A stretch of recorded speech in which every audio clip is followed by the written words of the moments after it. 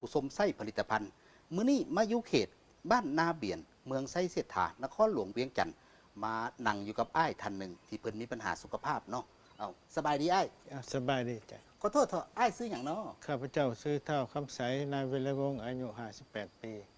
เจ้าปัจจุบันเนี่ยเฮ็ดอาชีพอย่างอ้าย แต่เก่าเป็นพนักงานเนาะ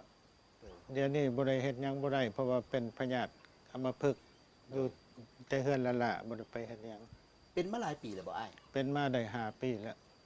ก็อยากให้อ้ายนี่เนาะเว้าให้ผู้ชมทั้งบ้านเนี่ยเกี่ยวกับปัญหาสุขภาพของอ้ายนี่มันเริ่มต้นเป็นแนวใดเป็นปีใดและเป็นหนักปานใด ข้าพเจ้าเริ่มต้นชีวิตเป็นมาจากเนื่องจากความดันสูง โดย และเป็นในปี 2012 เป็นจนไปใส่บ่ได้เฮ็ดหยังบ่ได้บ่อ้าย มันละเป็นทำอิฐนี่แพทย์เพิ่นว่าเส้นเลือดฝอยในสมองแตก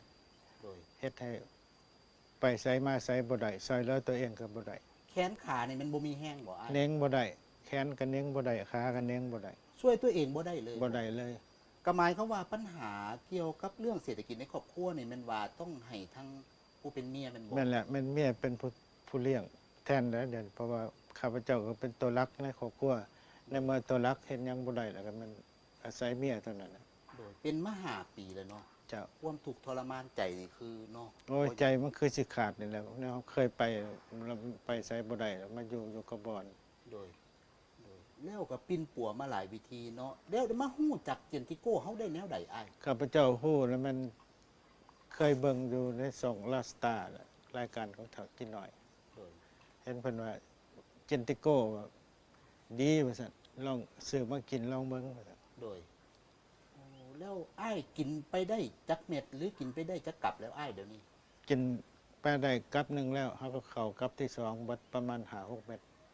มันเป็นมา5-6 เม็ด รู้สึกอาการมันก็ต่างดีขึ้นหลายเติบ แขนขานี่เริ่มมีเหือมีแห้งขึ้นบ่อ้าย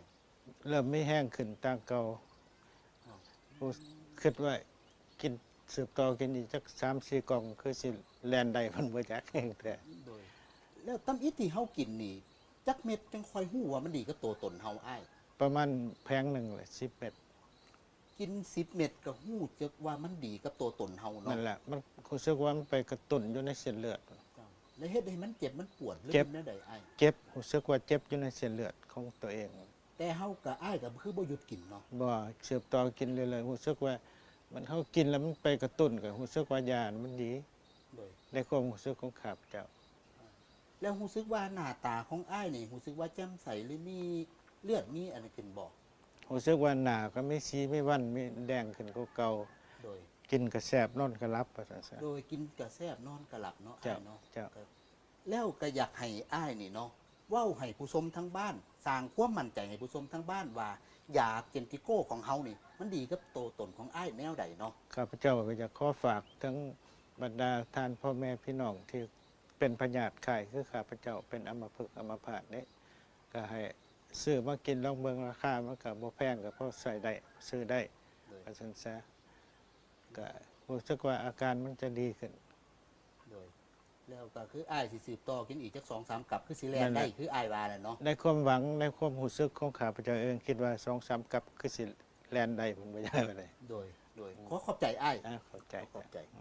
เจนติโก้บ่อยากให้เสือแต่อยากให้ลองของเขาดีแท้ๆอีน้อยรับประกัน